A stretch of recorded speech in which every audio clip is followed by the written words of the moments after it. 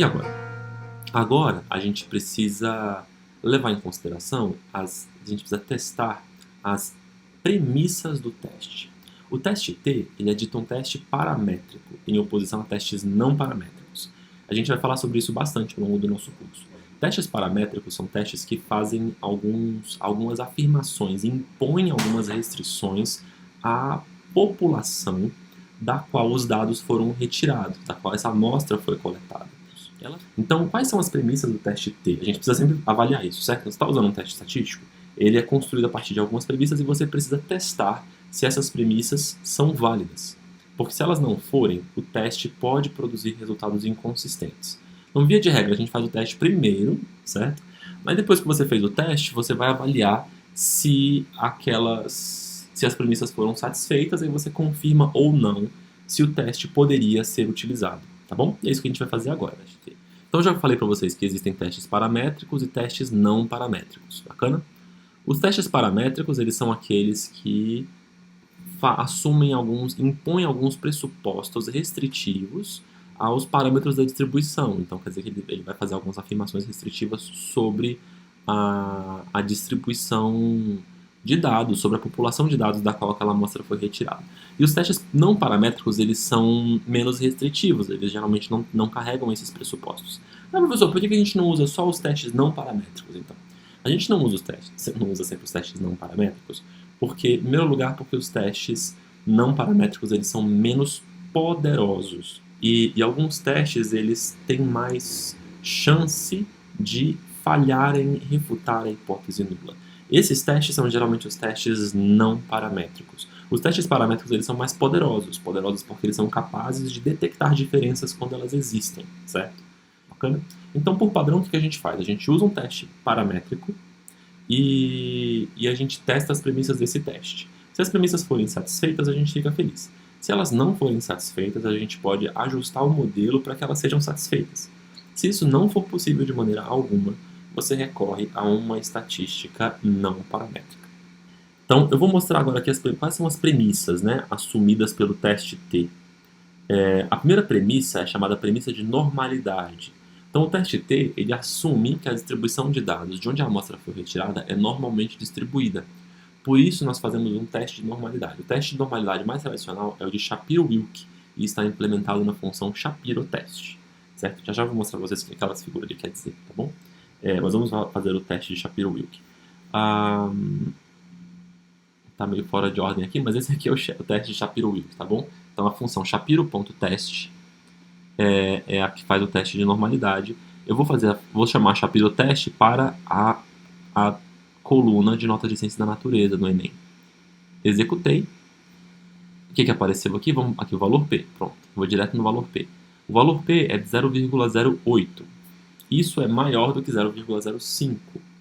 Então isso quer dizer que o teste de Shapiro-Wilk falhou em refutar a hipótese nula nesse caso. Mas aqui, quem é a hipótese nula? Né? A hipótese nula é sempre a hipótese de não relação, a hipótese de não diferença, certo? A hipótese da indiferença.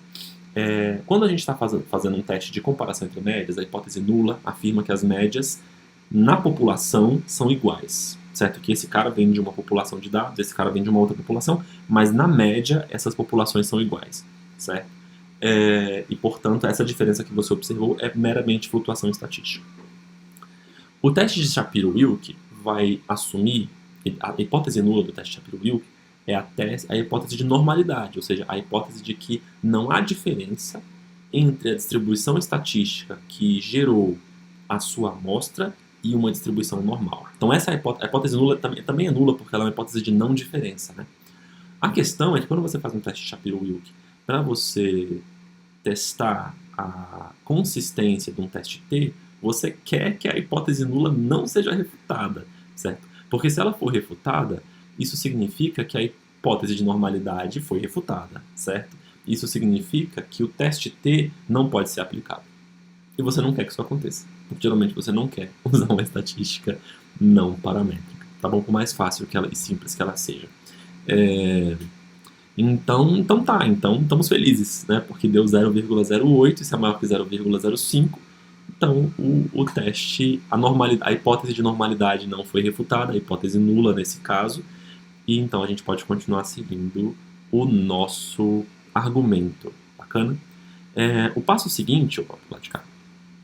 É muito interessante a gente lembrar, é muito importante a gente lembrar do seguinte. Todos esses testes de significância estatística, por razões óbvias, eles são muito sensíveis ao tamanho da amostra, certo?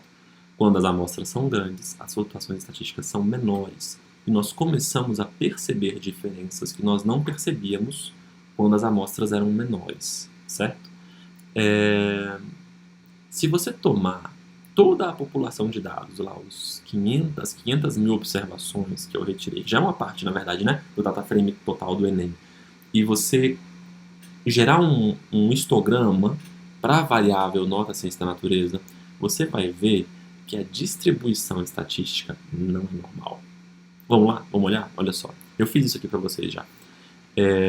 Esse aqui é o histograma das notas de ciência da natureza, considerando todo mundo, sem fazer aquele filtro de 50 pessoas que eu fiz no começo do nosso código, tá bom? Para tentar simular um cenário de sala de aula. Então, se você olhar para a população, você vai ver que a nota de ciência da natureza ela tem uma distribuição, como eu já comentei com vocês, tipo uma distribuição de renda. Então, tem uma galera que pouca gente está indo realmente muito mal, né? Aí, quando você sai aqui do 350 para frente, né? Então tem quase ninguém tirando menos que 350, tá vendo? Passou daqui, você começa a crescer muito, muito, muito, muito, muito. De maneira que tem uma galera que está abaixo da média. A média seria 500, né? Então, olha só, tem uma galera que está nessa região aqui, tá vendo?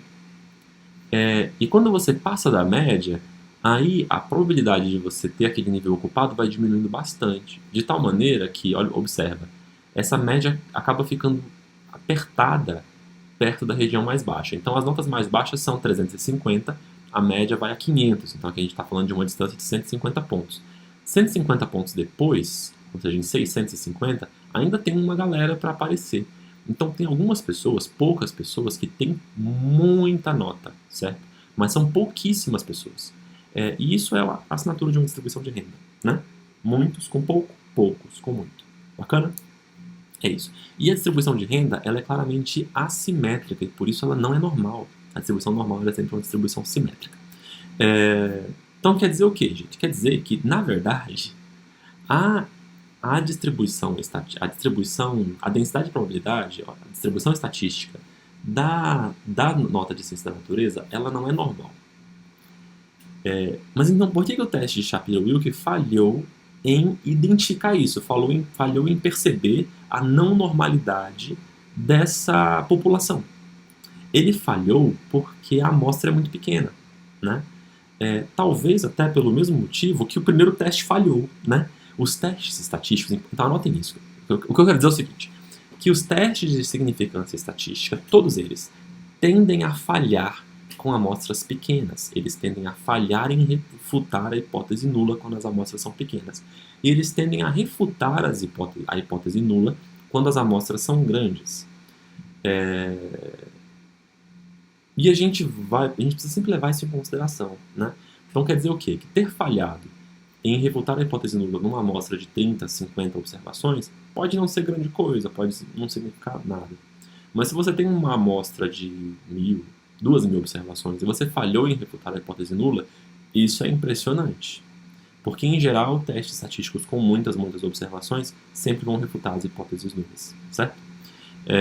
Enfim, o contrário também é verdadeiro. Se você com poucas observações refutou a hipótese nula, isso é impressionante, porque não era esperado, né? Os testes eles tendem a falhar quando as amostras são pequenas. Vamos lá? Então, dito isso, minha gente, como o teste de Shapiro-Wilk falhou e nós, em princípio, eu estou simulando um cenário em que você não tem acesso aos dados populacionais, certo? Então, o que você sabe são aquelas 50 observações que você tem, você muito honestamente fez o teste, ele falhou em refutar a hipótese de normalidade e você segue com o teste T, normalmente. Aí a gente tem um problema, né? Então, assim, o teste de Shapiro-Wilk, como ele é um teste muito sensível, e como eu acabei de falar para vocês, os testes, o resultado de um teste estatístico está intimamente relacionado ao tamanho da amostra.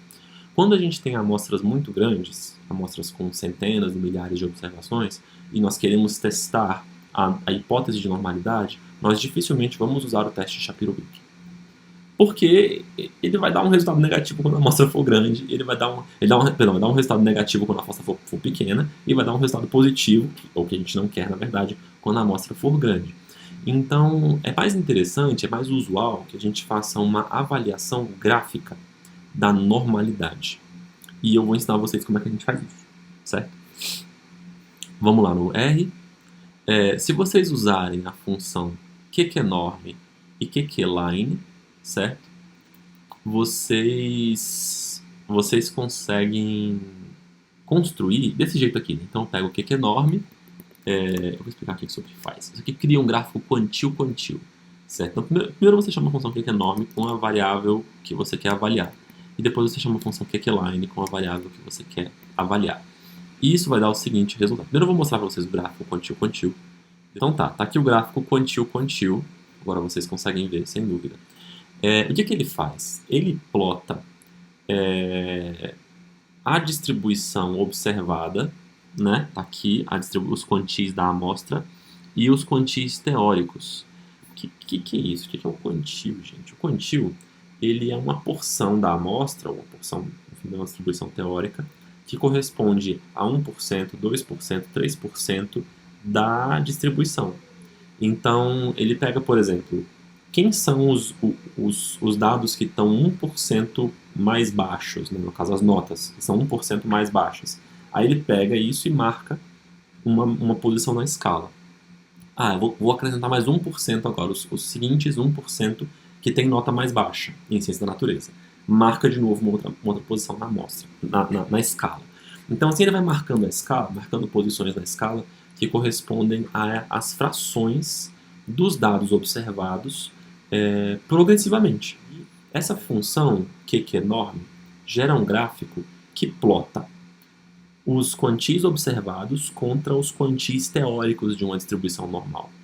Se existe um casamento entre os dois, todos os pontos do gráfico QQplot, certo? Que é esse gráfico aqui, todos esses pontos vão ficar assentados sobre uma reta. E vocês podem observar que eles não estão, certo? Então existe aqui uma grande flutuação aqui no meio do caminho, mas obviamente essa amostra é uma amostra com poucas observações. E aqui atrás existe um grande desvio da normalidade, tá vendo? Que no teste Shapiro-Wilk resultou não significativo, né? Mas aqui a gente percebe um desvio da normalidade que ocorre tipicamente em distribuições estatísticas assimétricas. Bacana? Então, quando você tiver num gráfico QQplot todos os pontos alinhados àquela reta de suporte, então essa distribuição é aproximadamente normal, mesmo que o teste Shapiro-Wilk diga o contrário. Se esses pontos eles estão alinhados como uma banana, assim, ou como um S, certo? Ou seja, eles estão desalinhados, então você tem uma distribuição que não é normal. Ou ela é muito assimétrica, ou ela é curtótica, ou ela é um outro tipo de distribuição que não seja uma distribuição normal. Tudo bem, pessoal? Mas agora vamos voltar a uma outra questão. Então, testamos a primeira hipótese do teste T, que é a hipótese da normalidade. E nós vamos fazer isso para praticamente todos os testes estatísticos que a gente tiver pela frente a partir de agora, tá bom? Então essa foi a primeira premissa, a premissa de normalidade. Vamos falar agora da segunda hipótese, que é a premissa de homocedasticidade, um palavrão, né? Homocedasticidade, a hipótese de homocedasticidade é a hipótese de variâncias iguais. O que isso quer dizer? Existe o teste estatístico, o teste T, ele foi construído sob a hipótese de que essas duas amostras que você está comparando, cuja média você quer comparar, elas vêm de populações cujas variâncias são rigorosamente iguais, certo? Isso quer dizer o quê? Quer dizer que a diferença entre as variâncias das amostras deve ser atribuída ao acaso, certo? Elas sempre vão ser diferentes, geralmente vão ser diferentes, mas essa diferença deve ser pequena o suficiente para que possa ser atribuída ao acaso. Então, de novo, a gente vai fazer um teste de significância estatística, mas o nosso interesse aqui é não refutar a hipótese nula, certo? Nós queremos manter a hipótese de que as variâncias são iguais. Bacana? Então tá. Então o teste F, a gente vai usar para isso o teste F de Fisher, que ele está baseado nessa estatística, que é chamada estatística F.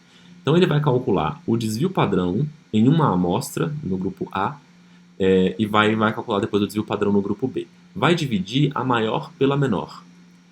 E o resultado é sempre maior do que 1, certo? Porque você vai dividir o maior pelo menor. Mas esse resultado tem que ser suficientemente maior do que 1, certo? Para que você possa declarar que essas variâncias são diferentes.